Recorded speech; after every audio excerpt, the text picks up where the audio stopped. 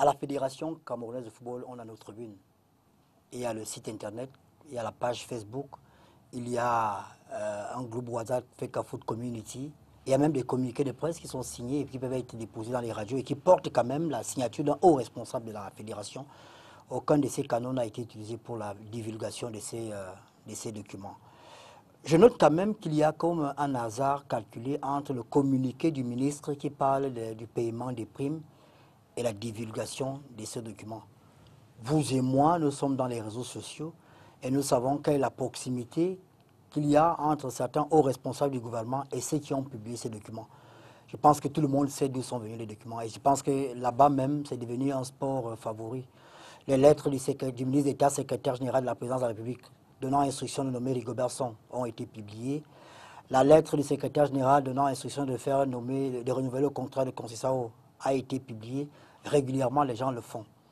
Mais je ne sais pas à quel dessein. J'ai suivi les communicants du ministère des Sports chez nos confrères de la CRTV qui parlent de transparence. Donc vous dites que le document vient du ministère des Sports. Il parle de transparence. Je me pose une question. La transparence au ministère des Sports, elle a commencé la semaine dernière. D'accord. Parce que, laissez-moi terminer, c'est très important. Parce que la CAN s'est achevée. J'attends qu'on nous publie les montants. Vous avez vu les montants de la CAN, combien les gens ont eu? On attend la publication des montants de la CAN. On attend également que les officiels publient. Qu'on nous dise, par exemple, combien ont les ministres des Sports quand ils vont dans une compétition, ce qu'on appelle prime de souveraineté. Qu'on la publie si on veut faire la transparence, si on veut être transparent. Que les gens arrêtent de faire ça. Cette liste a été publiée pour créer un climat délétère dans l'équipe nationale de football du Cameroun. Parce que certains n'ont plus la même mise. Parce que leurs petits intérêts ont été arrêtés. Parce que M. Eto'o est venu arrêter les robinets. Et les gens veulent à tout prix torpiller l'équipe du Cameroun pour créer le désordre. Ça ne va pas passer. Vous dites que ça vient du ministère. Je continue. Voyez-vous, après ça, ils ont insinué que la fédération a du moins pris un acte, un communiqué, parce qu'elle était contre la transparence et que derrière, il y avait peut-être un projet de détournement. Monsieur Eto'o, quand il était encore footballeur, s'est battu pour que l'argent frais ne circule plus dans l'équipe du Cameroun. Je vais vous dire comment ça se passe à la Fédération camerounaise de football.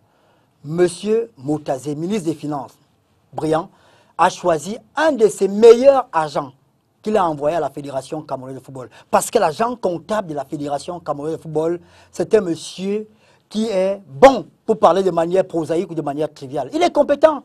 Et la Fédération camerounaise de football est fière de l'avoir. L'argent des primes des joueurs ne transite pas par les comptes de la Fédération. Cet argent est directement viré aux joueurs. Tout ce que la fédération fait, du moins le coordonnateur, comme cela se fait d'usage, il transmet la liste des bénéficiaires des primes et leur compte bancaire à l'agent comptable qui fait ce travail-là.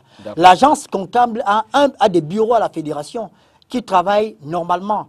Tout ce qui nous arrive aujourd'hui rapidement, c'est que les gens sont contre Samuel Eto'o parce que Samuel Eto'o respecte la loi, parce qu'il respecte le décret du chef de l'État. Voyez-vous, aujourd'hui, il y a M. Conceição qui a porté plainte à la FIFA au Cameroun. Vous savez ce qu'il dit dans sa plainte? Non. Il dit qu'il a été limogé par le chef de l'État, que c'est le chef de l'État camerounais qui l'a limogé. Tout cela est dû à quoi? Parce qu'un haut responsable de cette république est allé signer un contrat avec un monsieur qui était en sous-vêtements dans une chambre d'hôtel. On parle de la signature du contrat du Cameroun. On parle de la signature du contrat du Cameroun, le pays de Samuel Eto'o. Mais nom de Dieu, vous parlez de quoi? Et aujourd'hui, Samuel Eto'o veut que notre pays soit respecté. Que les choses se passent comme le chef de l'État l'a voulu dans son décret qui organise les équipes nationales de football du Cameroun.